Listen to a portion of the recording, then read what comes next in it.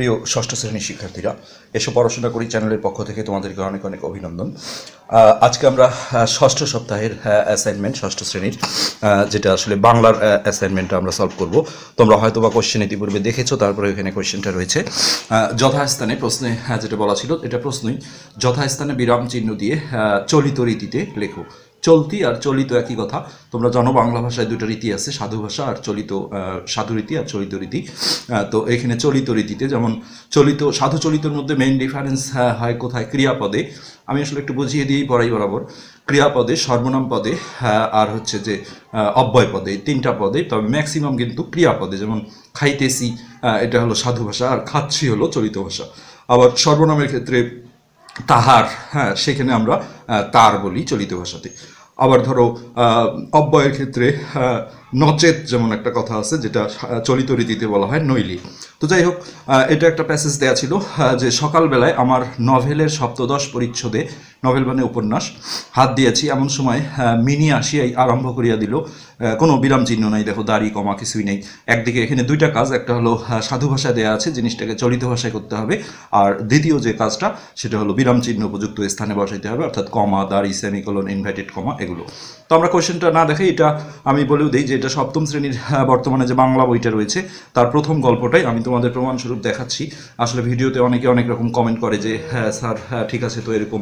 তো আমি তোমাদের প্রমাণ হিসেবে দেখাচ্ছি সপ্তম শ্রেণীর বাংলা বই কাবুলিওয়ালা, রবীন্দ্রনাথ ঠাকুরের লেখা। এখানে দেখো এই গল্পটার প্রথম অংশেই এই জায়গা থেকে জিনিসটা দেওয়া হয়েছে। সেটা হলো প্রথম শুরুটা হলো সকালবেলা, না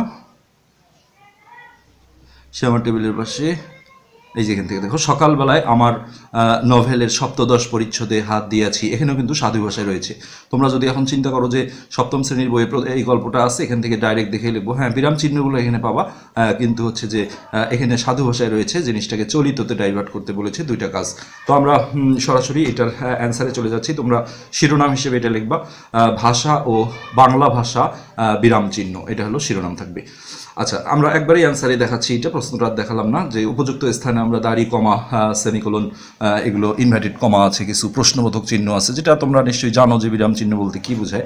তারপর আমরা প্রশ্নটা আরেকবার পড়ে আসি।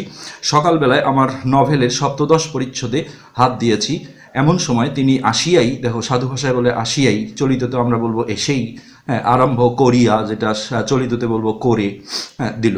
বাবা রামদয়াল দারোয়ান কাককে কৌয়া, যেটা আমরা কাউয়া বলি অনেকে আঞ্চলিক ভাষায়, কৌয়া বলেছিল, সে কিচ্ছু জানে না।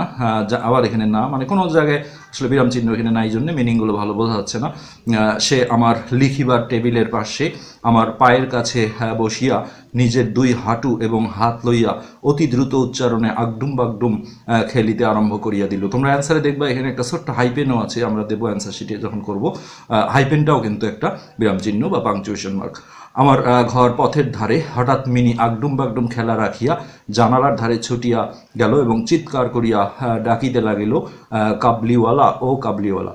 এটা বইয়ে যেমন আসলে কাবুলিওয়ালা লেখা আছে, দেখো কাবুলিওয়ালা, আর ওখানে দিছে কাবলিওয়ালা। সো প্রশ্নে যা আছে ওটা আমরা চেঞ্জ করব না, কেননা এটা আসলে সাধু বা চলিততে এটা কোনো ভ্যারি করে না, এটা একটা নাউন, বিশেষ্য পদগুলো আসলে চেঞ্জ হয় না। সো প্রশ্নে কাবলিওয়ালা বলছে, আমরাও কাবলিওয়ালাই দেবো, বইয়ে ওটা কাবুলিওয়ালা ছিল, এই আর কি। তো আমরা এবার শিরোনাম সহ জিনিসটার অ্যান্সারটা দেখব।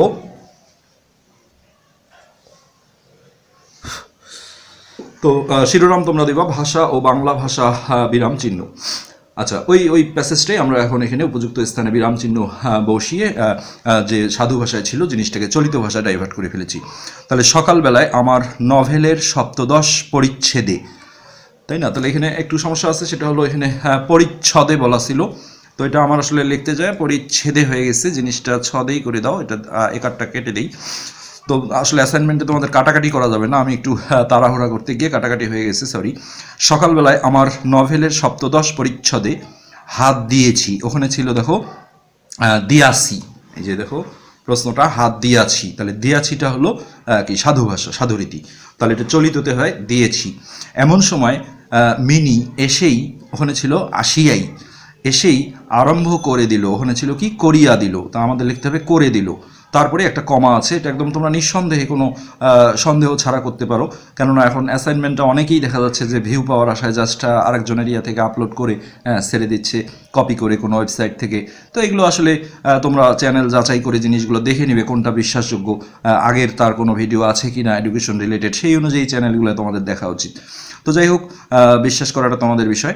তো এখানে করে দিলোর পর একটা কমা দিতে হবে, তারপরে এখানে একটা ইনভার্টেড কমা শুরু হবে, এই যে উদ্ধৃতাংশ যেটা দিয়ে বাবা বলে একটা কমা দিতে হবে। কাউকে উদ্ধৃতি করে কাউকে যদি এরকম ডাকা হয়, বাবা মা বা বন্ধু কোনো নাম ধরে ডাকা হয়, এইসব ক্ষেত্রে তারপরে কমা দিতে হয়।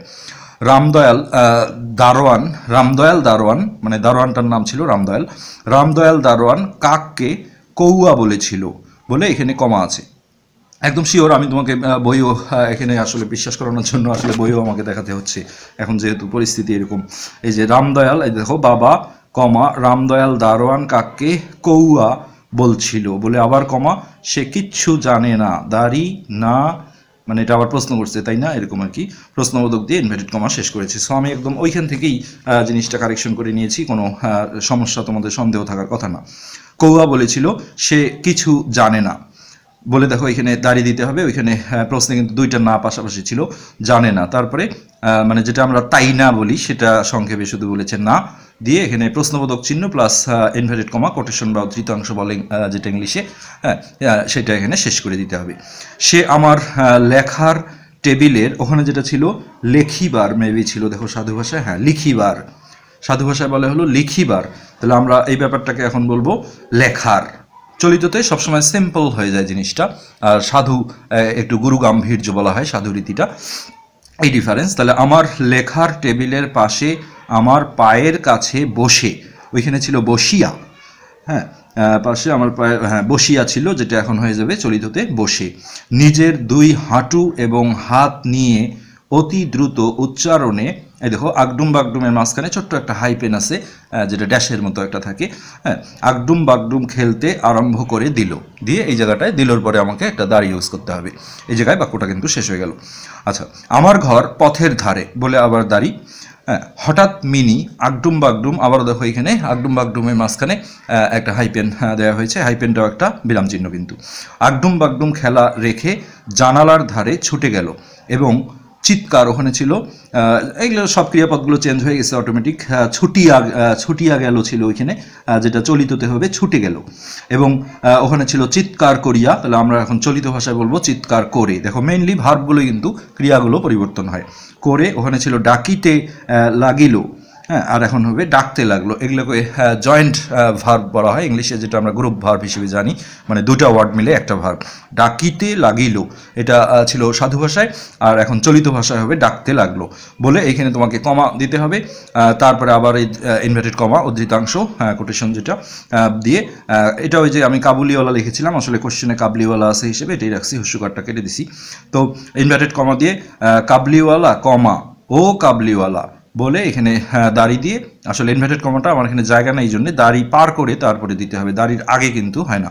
এখানেও দেখো কোয়েশ্চেন মার্ক যখন ছিল প্রশ্নবোধক চিহ্ন, সেই প্রশ্নবোধক চিহ্নটা পার করে ইনভার্টেড কমাটা দিতে হবে। তো তোমরা আশা করি বুঝতে পেরেছো, আমরা ধারাবাহিকভাবে তোমাদের অন্যান্য সাবজেক্টগুলো প্রকাশ করব। যারা চ্যানেলটা সাবস্ক্রাইব করনি তারা সাবস্ক্রাইব করবে। আজকে এই পর্যন্তই, ধন্যবাদ।